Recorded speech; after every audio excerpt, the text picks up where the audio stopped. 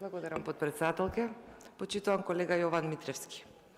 Јас ќе ве подсетам дека во времето на вашето владење имавте еден инструмент заменски наставници.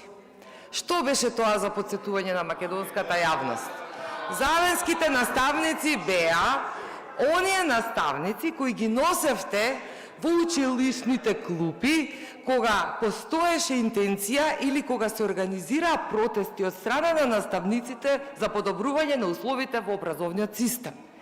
И сега сакам да ве прашам, дали мислите тогаш, кога го поддржавте таквото однесување, дали мислевте дека со тоа не му нанесувате дополнителна штета на образовниот процес? Легитимно е да зборуваме, ова е јавен форум, и кога веќе вадиме баби и жаби и наместо на измена и дополна на Законот за основно образование дискутираме за многу пошироки теми кои опфаќаат сосема поинаква проблематика и сосема поинакво место каде што би требало да се отпочнат, легитимно е да ве прашам.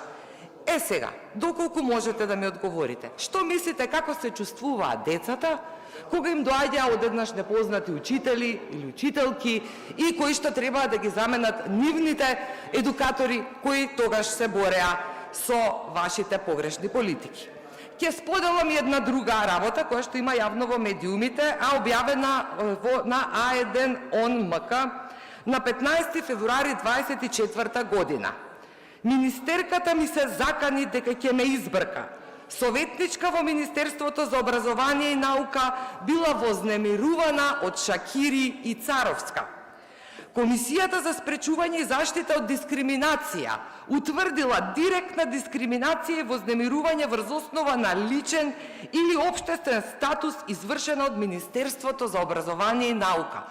А сега, во случајов станува збор за подносител која е државен советник во Министерството за образование и наука, која што во својата представка до комисијата побарала заштита од дискриминација како институција нели Министерство за образование и наука, или од министерот Јетон Шакири и од поранешната министерка Мила Царовска, а како потенцијален дискриминатор ја навела и државната советничка која до август 2023 година извршувала функција државен секретар во Министерството и била непосредно предпоставена.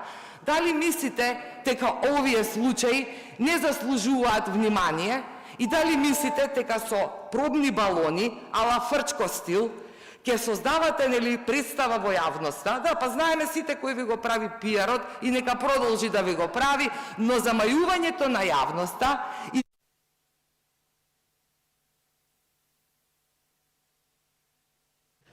контра реплика пратеник Јован Митревски.